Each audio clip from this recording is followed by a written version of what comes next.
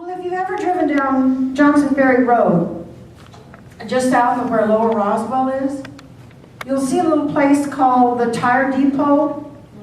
If you've ever gone by there, I'm always impressed by the messages that the owner puts on his sign. I kind of call him my tire guru. And a few years ago, he had one that I wrote it down because it was so perfect. He said, "Beliefs that don't work are like flat tires. If you don't change them, you won't go anywhere." Isn't that perfect? And so he kind of keeps me entertained, but he also speaks some great truths. I've heard about this book.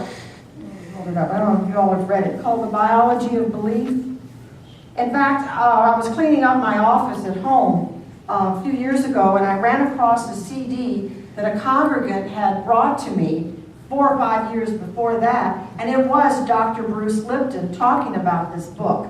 And I think the timing of it was rather important because there's so much in here where Dr. Lipton is proving scientifically things that we have known spiritually for years, if not for decades and millennia. He's finally proving them. And he's coming from a purely scientific point of view. And he brings a remarkable freshness to some of these spiritual truths. And I want to share a little bit about this today because I think it's just kind of a perfect timing on it. I want you to understand one thing first. I'm not my grandfather. I barely passed science. It was one of the classes I always struggled with. And but when I'm reading scientific research by people, I just enjoy reading that they know what they're talking about. Did you all read the Aquarian Conspiracy years ago? This is quantum physics. And I mean, it really was setting the standard for what we were going into. This was a book from the 90s. But it was heavy-duty quantum physics. And I didn't understand it. I just loved the fact that the author did. And so I just read it and just kind of immersed myself in what she was saying. But let me do my best to boil this down into something that's understandable from Dr. Lipton's viewpoint. We human beings are multicellular organisms. As such, we share inherently basic behavioral patterns with our own cells. Ironically, how many of us look at ourselves as a bustling community of 50 trillion individual cells?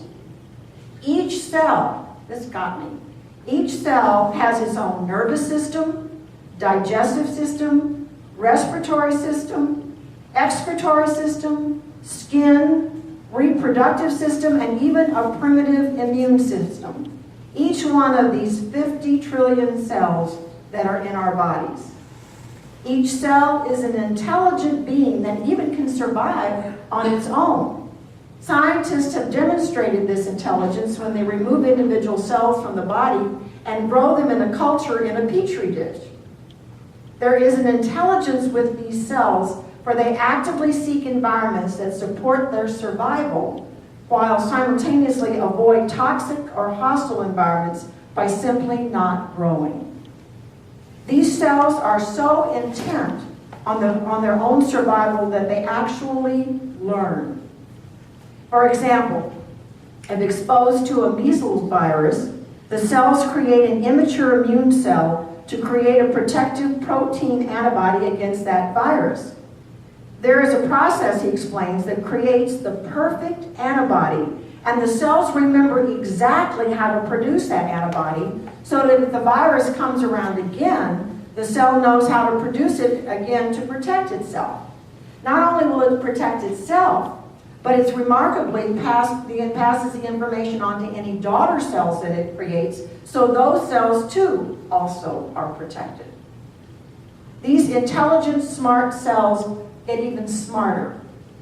They figured out that if they truly wanted to be protected, they should keep producing cells, healthy cells, each one on the lookout for what would support their survival and how to protect the group.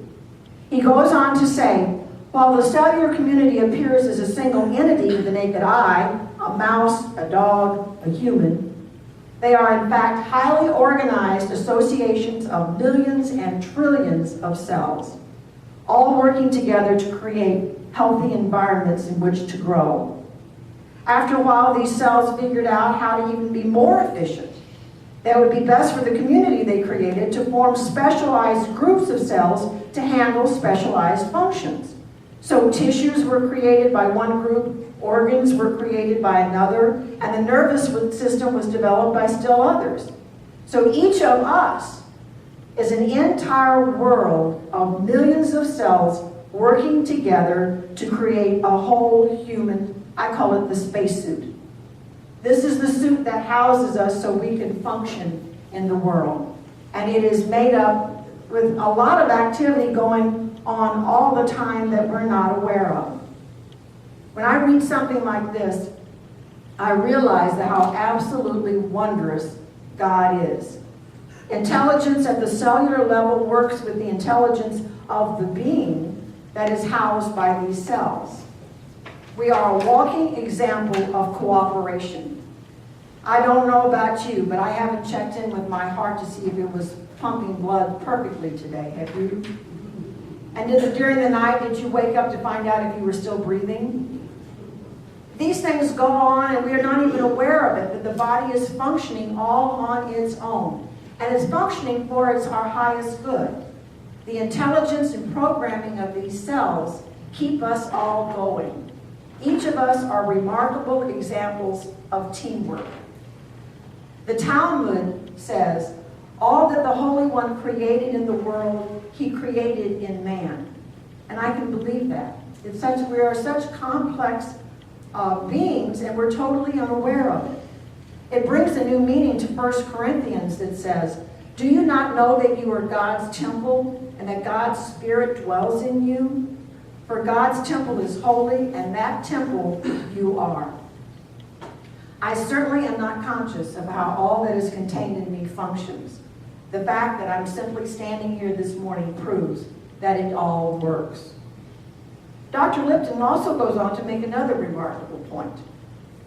Darwin put forth an idea 150 years ago that living organisms are perpetually embroiled in a struggle for existence, or the survival of the fittest that we've heard about. Lipton says that Darwin was wrong. The greatest advancement in evolution did not come from competition, it came from cooperation.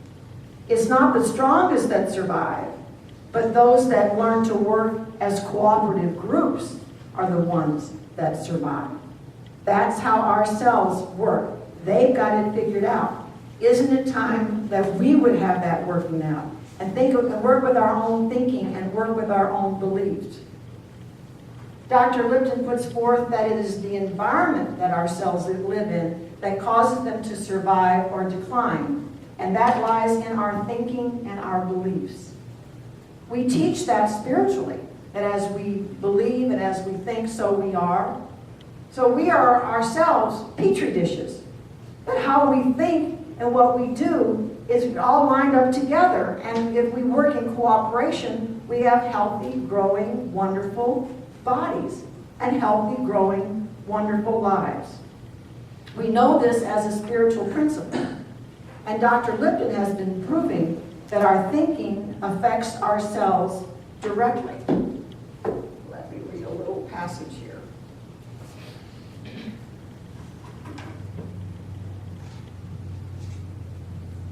He says, learning to harness your mind to promote growth is the secret of life, which is why I call this book The Biology of Belief.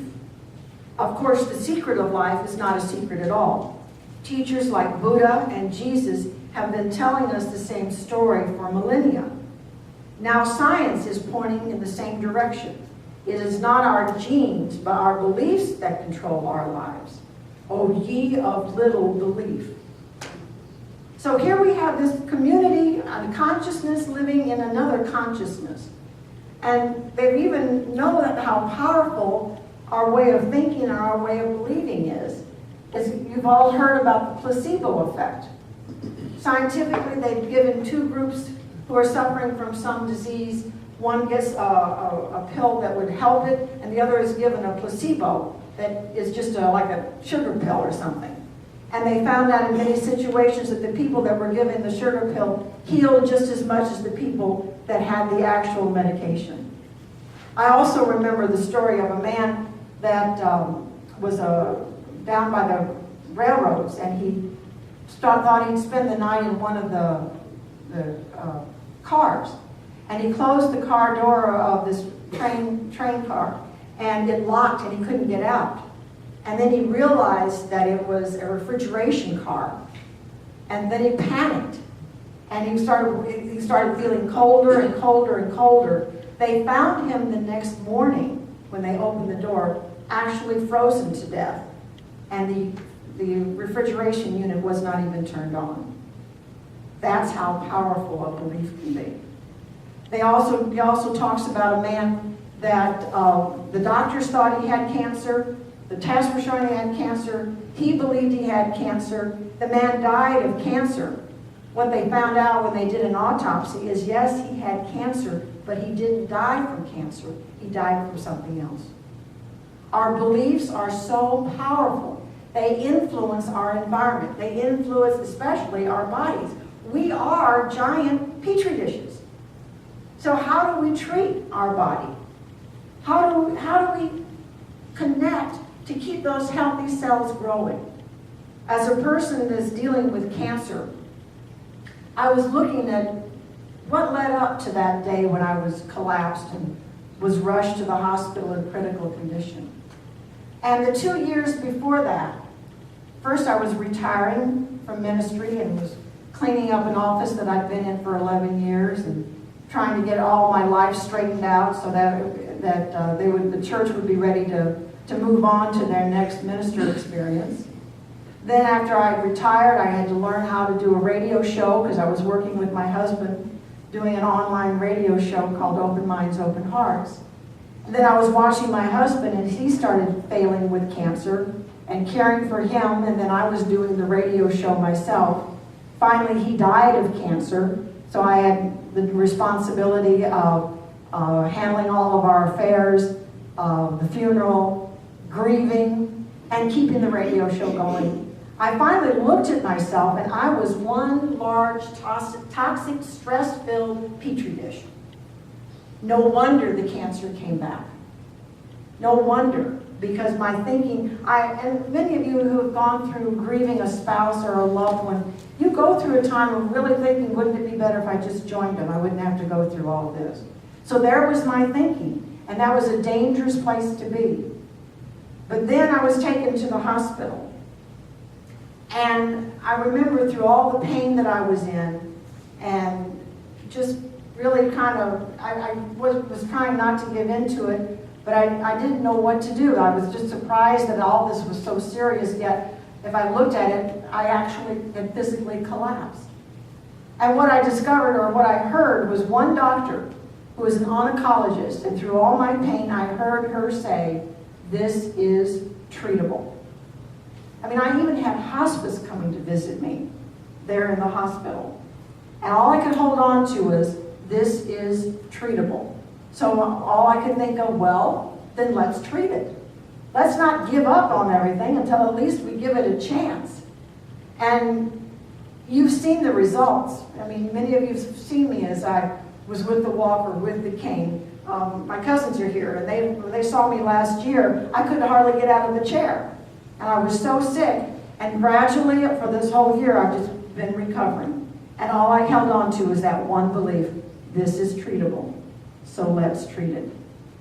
So looking at my body and what a toxic environment I had for myself, I realized how strong the beliefs and the pains were that created a body toxic enough that let cancer grow. And so I changed my mind, and I became even more cognizant of how I think and how I communicate with the consciousness that is this 50 million or 50 trillion cells is telling them, we can treat this, we can do this, we can recover. And not only in the healing profession that they embrace this now, but how many of you have been watching the U.S. Open tennis games this week? Do I have any tennis? Yeah, I'm a tennis fan, and I love to watch it. But if you watch Maria Sharapova, when she's playing, she is very self-critical. She was really, they had even remarked in earlier years, how she would criticize herself and talk to herself, and now you watch her before every play. She turns her back on her opponent just for a few seconds and pumps herself up and then turns around and plays. And she does that whether she's serving or whether she's receiving. And she's gone on to be, I think she's seeded number 1, or she's number 5. And she's gone on to win the French Open and just changed her whole way of playing tennis by how she believes. Another person in tennis who is so volatile, you can see how emotional she gets, is Serena Williams. And she's number 1. She finally hired a mental coach to help her with her thinking, because when she started judging and criticizing herself, it would show up in her playing and how she played her games. And so this is a critical thing, whether for anything that we do, whether it's tennis, whether it's relationships. Anybody can affirm that they're not good at relationships? Change your thinking. Anybody who is having trouble with their prosperity thinking? Change your thinking. It's amazing what we do to ourselves inside. You ever have the critic go off? If you learn to change that thinking, change that belief, and get the 50 trillion cells working with you, that's a lot of power. That's why prayer works. That's a lot of energy that goes on. Dr. Lipton puts it this way. He says, you believe you can, or you believe you can't.